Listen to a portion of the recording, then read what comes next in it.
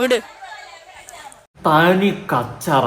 ഈ കച്ചറകൾക്ക് വിളിച്ചു നിർത്തിയിട്ട് ഒരു അവാർഡ് കൊടുക്കാൻ പറഞ്ഞു കഴിഞ്ഞാൽ അതിനെ എവിടെ ഒളിച്ചു നിന്ന് കഴിഞ്ഞാലും ഷാജിദയ്ക്ക് പിടിച്ച അവാർഡ് തരൂട. അമ്മാതിരി കച്ചറ സാധനം. ഉമ്മാന്റെ ഷെഡി ഡാൻസ് വിട്ട് എന്റെ പൊന്നടാവേ, എനിക്ക് പോയി ഇതുപോലത്തെ ഒരു തറ പരിപാടി ഏതെങ്കിലും മക്കൾ ചെയ്യും. എത്ര ശത്രുതയായാലും ഏതെങ്കിലും മക്കൾ സ്വന്തം ഉമ്മാനോട് ഇങ്ങനത്തെ ഒരു കടുങ്ങ് ചെയ്യൂടെ? എനിക്കറിയാൻ പാടില്ലടോ ഇതൊക്കെ എന്ത് നാറിയ കുടുംബമാണെന്ന്. ഞാൻ ഉള്ള കാര്യം പറയാം, അമ്മാതിരി നാറിയാണ്. ഈ ഷാജിദയുടെ ഉമ്മാന്റെ കേസ് എടുക്കുകയാണെങ്കിൽ പഴയ ആൾക്കാരാണ്.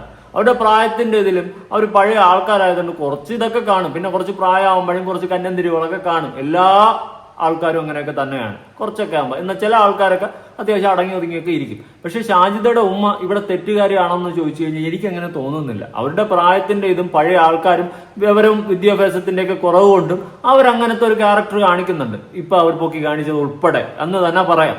എന്നാൽ അതൊക്കെ ഷൂട്ട് ചെയ്ത് നാട്ടുകാരെ കാണിക്കുന്ന ഇങ്ങനത്തെ ഒരു വെടല മകൾ അവർക്കുണ്ടായത് അവർ ചെയ്തിട്ടുള്ള ഏറ്റവും വലിയ എന്തോ ഒരു പാവം ഏതോ ജന്മത്തിൽ ചെയ്തിട്ടുണ്ടെന്നാണ് എനിക്ക് തോന്നിയത്.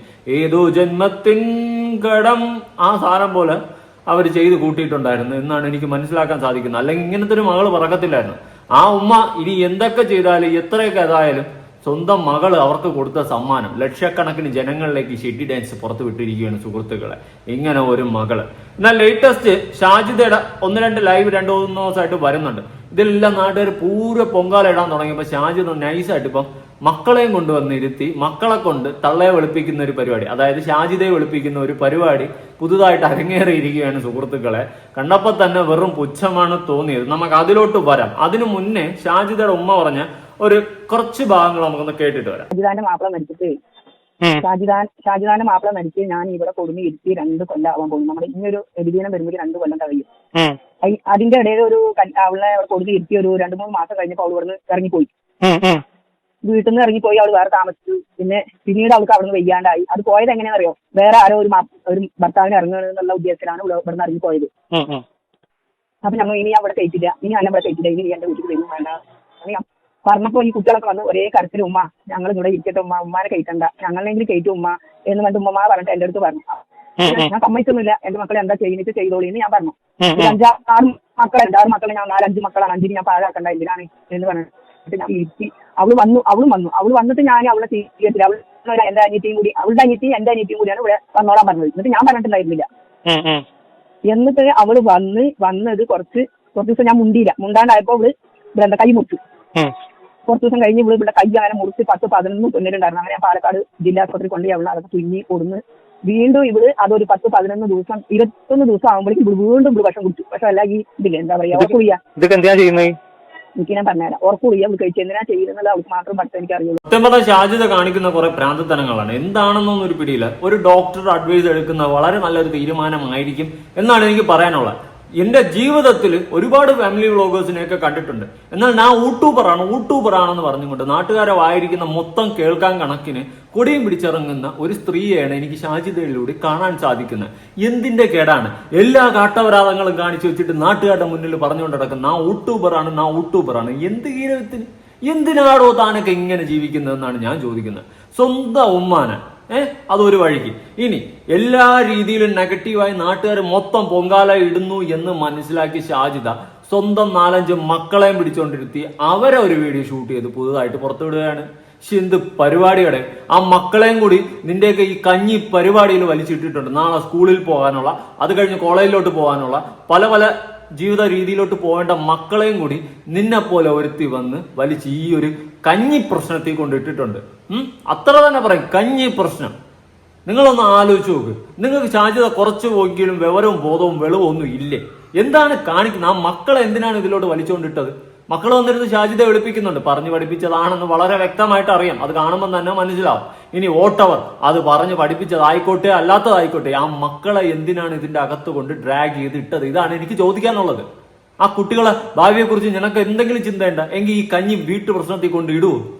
ഇങ്ങനെ ഒരു വെടല എന്റെ പൊന്നടാ, ഇങ്ങനെ ഒരു കഞ്ഞി കേസ് കുട്ടുമ്പം ജീവിതത്തിൽ കണ്ടിട്ടില്ല.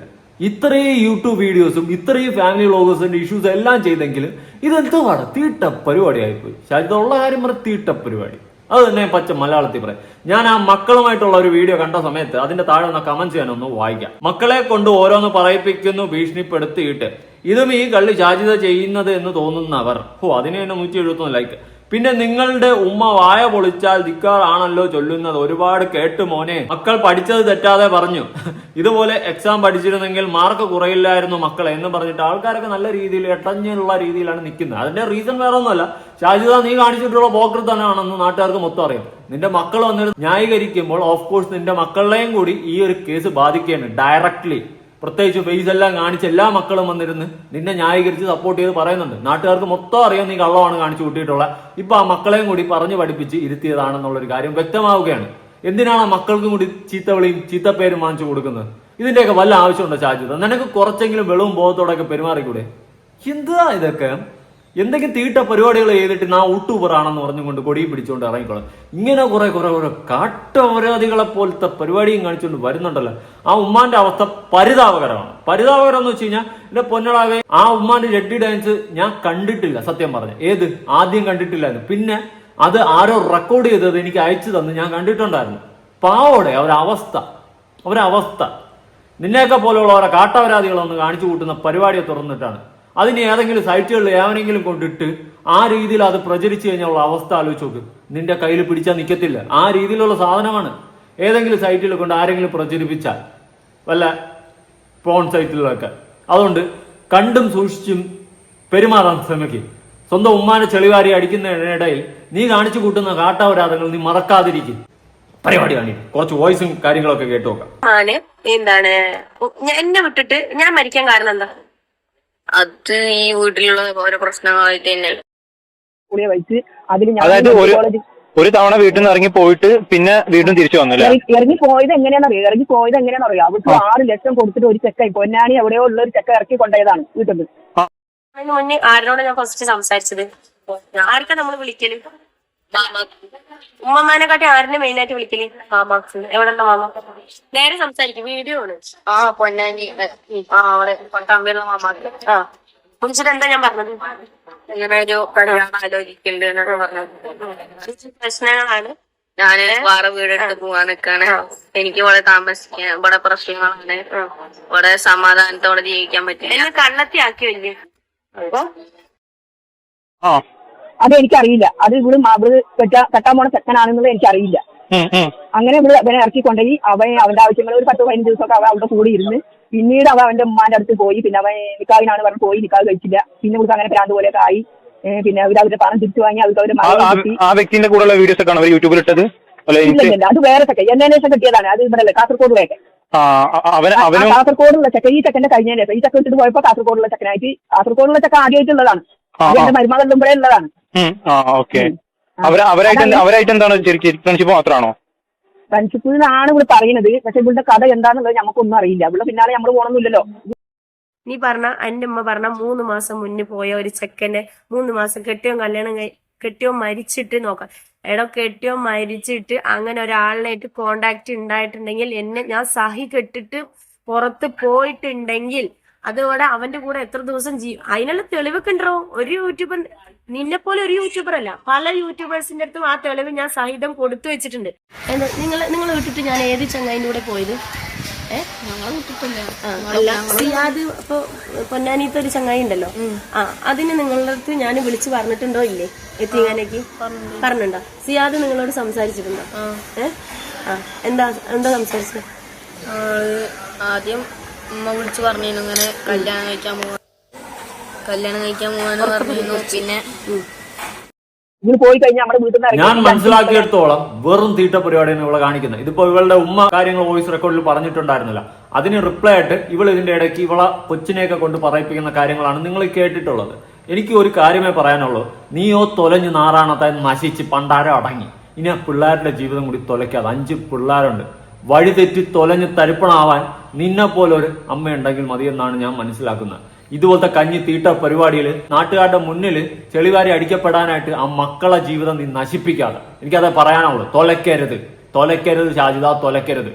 5 പിള്ളേരാണ്, 5 പിള്ളേര്. തൊലയ്ക്കരുത് അവരുടെ ജീവിതം.